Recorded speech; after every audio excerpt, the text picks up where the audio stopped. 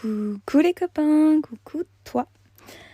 Aujourd'hui on se retrouve pour un nouvel épisode du podcast Brillons ensemble. Alors, petite introduction pour cet épisode qui va être relativement étrange. Il va y avoir un petit peu de fluctuation dans le son, dans le sens où en fait il s'est passé énormément de choses en l'espace d'une semaine et je savais pas de quoi vous parler parce qu'en fait j'ai eu plein de sujets différents qui ont pop comme ça un petit peu partout dans ma tête, surtout pendant le week-end dernier, dans le sens où je me suis un petit peu posée à me dire de quoi est-ce que j'aimerais bien parler avec eux, et en fait j'aurais jamais dû faire ça. Parce que je suis une personne qui pense énormément et du coup, beaucoup trop de sujets sont arrivés. Et après, j'essayais de faire des liens entre les sujets parce que je me rendais compte qu'il y avait certains sujets qui pouvaient être condensés en un seul épisode. Mais après, quand je faisais en un seul épisode, ça faisait beaucoup trop de temps. Enfin bref, c'était complètement le bordel. Il y a eu ça dans un premier temps où en fait, j'ai trouvé trop de sujets. Et je savais pas par où commencer. Suite à ça, donc j'ai passé un week-end entre amis, week-end dernier, donc dans un parc d'attractions, PortAventura pour ceux qui ont eu la chance de le faire. Et en fait, quand je suis rentrée ce week-end-là, j'ai eu pareil un amas d'émotions trop bizarres. Et donc du coup, j'ai enregistré ce soir-là, donc le dimanche soir. Et en fait, j'ai essayé d'en tirer quelque chose, mais je pars dans tous les sens, donc c'est non, on arrête un petit peu les bêtises. J'ai laissé ça de côté, je reviendrai potentiellement dessus, peut-être qu'un jour vous entendrez ce que j'ai enregistré ce soir-là, peut-être pas, on sait pas, on verra.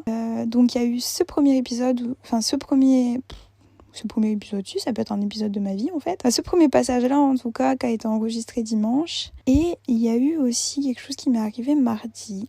Pareil, beaucoup trop d'émotions à extérioriser. J'ai même pété un plomb, je pense que c'est de ça qu'on va parler aujourd'hui, parce que c'est ce qui m'a... On va dire que c'est quelque chose qui est déjà réglé, alors que mes interrogations de dimanche soir, elles sont pas encore totalement claires, j'ai pas encore réussi à bien mettre des mots dessus, j'ai pas encore réussi à les structurer, j'ai pas encore réussi à tout dissocier pour essayer de clarifier la situation. Mais par contre, concernant mardi, où je suis rentrée super tard et j'ai enregistré super tard, là j'ai potentiellement un début de réponse et je pense que c'est de ça que j'ai envie de parler avec vous aujourd'hui. Donc vous allez avoir l'enregistrement que je suis en train de faire tout de suite, et par moment, je pense que je vous mettrai quand même des bribes de ce qui s'est passé, de ce qui s'est passé et aussi de ma réaction à chaud. En fait, c'est comme si je revenais sur ce que j'ai dit et un peu comme si je m'auto-analysais.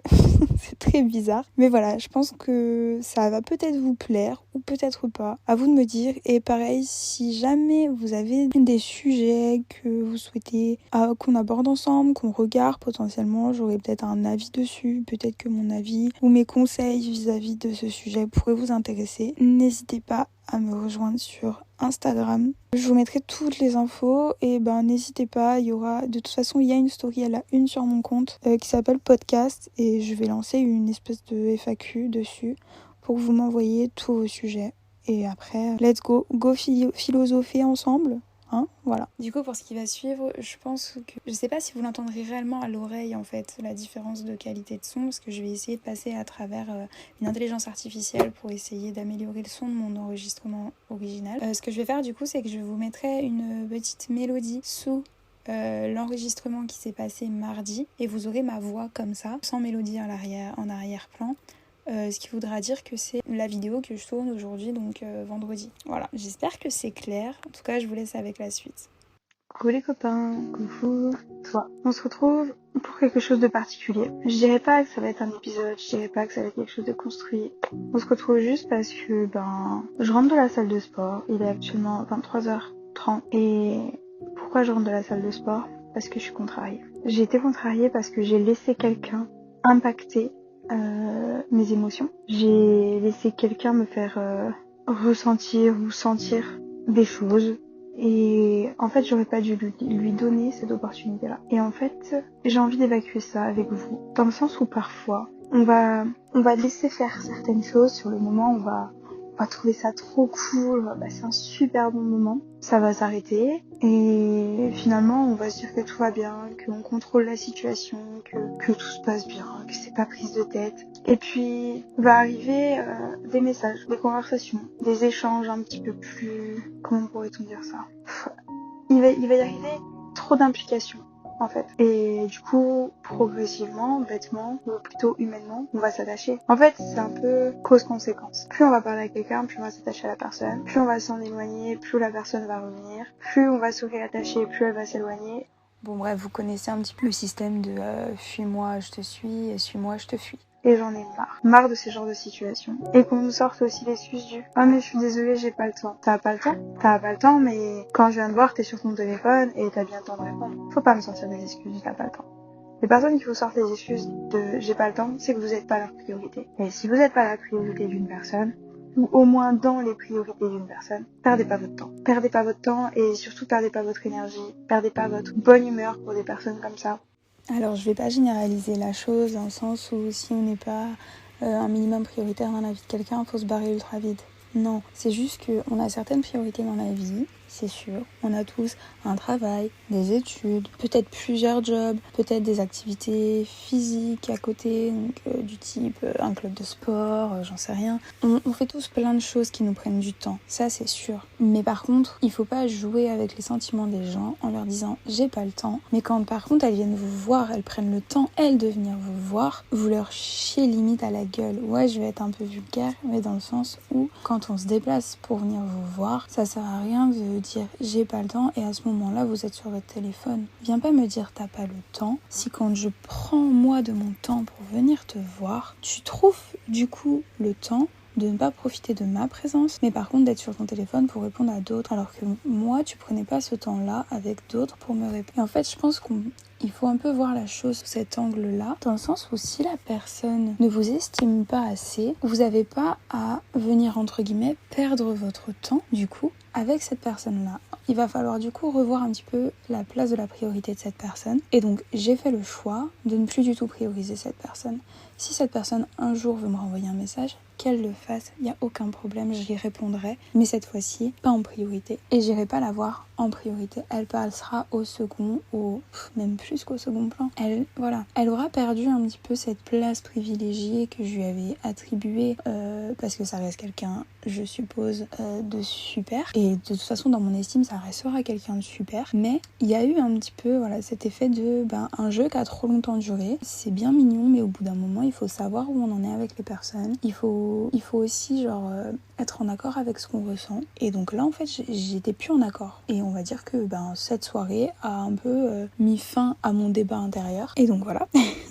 Perdez pas votre bonne humeur pour des personnes comme ça. Alors je dis pas que cette personne a eu un impact aussi grand dans ma vie, loin de là, et heureusement pas. Mais en tout cas, ce soir, elle l'a eu, sans le savoir, parce qu'elle le saura pas, un trop gros impact sur mes émotions, mes sentiments. Enfin, elle a eu un impact sur moi, comme elle n'aurait pas dû en avoir. Elle a eu une emprise sans le savoir, comme elle n'aurait pas dû en avoir. D'ailleurs, je l'avais dit à cette personne, c'est quand même très drôle. Je lui avais dit, t'es pas maître de ce que les autres vont te faire ressentir, mais par contre, t'es maître de comment tu vas, toi, accepter ce qui va se passer en fait. Tu vas pas pouvoir contrôler quelqu'un au point d'être sûr à 100% qu'elle va jamais te faire du mal, mais par contre, c'est toi qui vas lui donner les cartes en main pour te faire du mal. Et en fait, c'est à partir du moment où on va arriver un petit peu dans cet espace de je m'en foutisme auprès des gens, dans le sens où c'est pas de ton ressort, tu pourras pas contrôler, donc essaye que ça t'impacte un minimum. Et ce soir, j'ai carrément pas réussi à faire ça.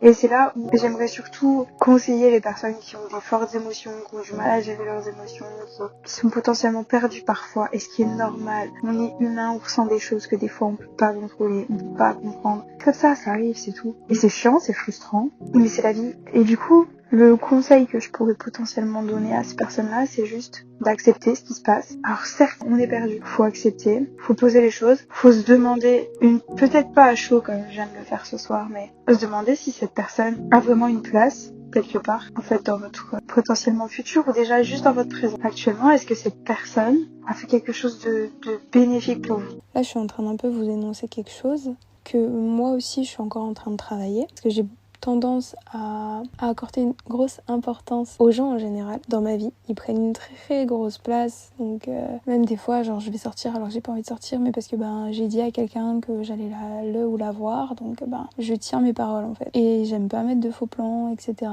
Et donc du coup je vais arriver en fait à un stade où des fois je vais vraiment trop donner à des gens, mais en fait j'oublie que tout le monde n'est pas comme moi, tout le monde ne fonctionne pas comme ça, et c'est normal parce qu'on n'est pas fait pour tous être pareil, et je leur en veux pas du tout, alors là, loin de là. Mais c'est vrai que c'est à moi du coup de me dire des fois, attends, remets-toi en question. Tu peux pas demander à quelqu'un d'être comme tu l'imagines dans ta tête. Tu peux pas demander à quelqu'un de fonctionner comme toi, c'est pas possible. Bon, sans raconter ma vie, j'ai réussi à voir cette personne ce soir. Peut-être pas dans les meilleures conditions pour qu'elle fasse quelque chose de bénéfique, enfin, de positif, en tout cas en sa faveur. Mais entre faire quelque chose de maladroit, mais faire quelque chose, déjà faire quelque chose, voilà, cette personne n'a rien fait. À partir du moment où tu fais rien, non, en fait.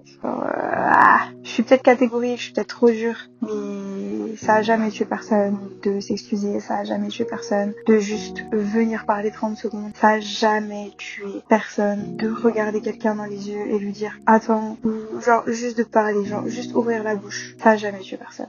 En fait, je pars du principe qu'à partir du moment où tu fais rien, ben c'est que t'as choisi de rien faire. Je suis venue, à un moment j'étais seule, en fait, à la base, on était deux. Et en fait, on a tout mis en place un petit peu pour que tu aies cette opportunité. Enfin, pour que cette personne... vous allez croire que je parle à vous. Vous m'avez rien fait, je vous aime d'amour.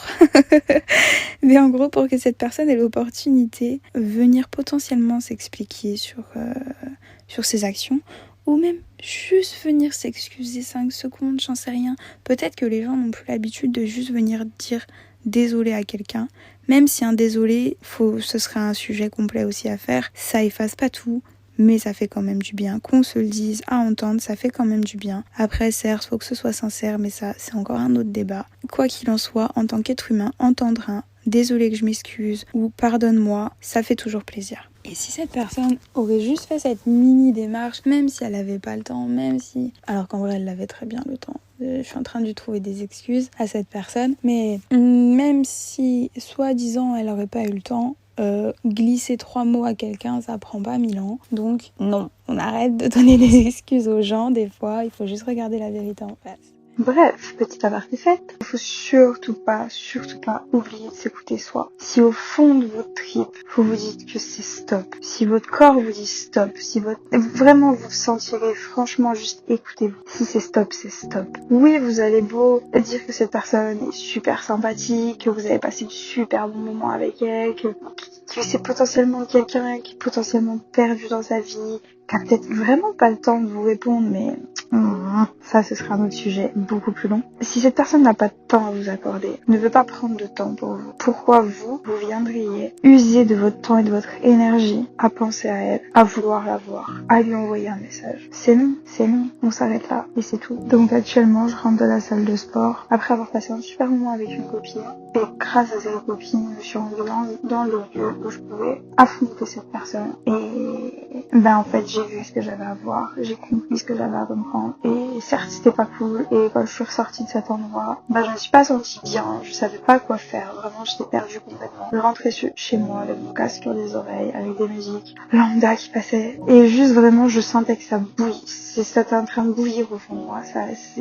vraiment ce sentiment de là je contrôle pas, certes faut pas toujours tout contrôler, mais là je contrôle vraiment pas ce qui se passe. J'ai plein d'émotions qui se mélangent, j'ai de la haine, j'ai de la compréhension, j'ai de la peine, j'ai une envie de vengeance alors qu'il n'y a aucune vengeance à avoir, j'ai trop de choses, trop, un mélange de plein de choses.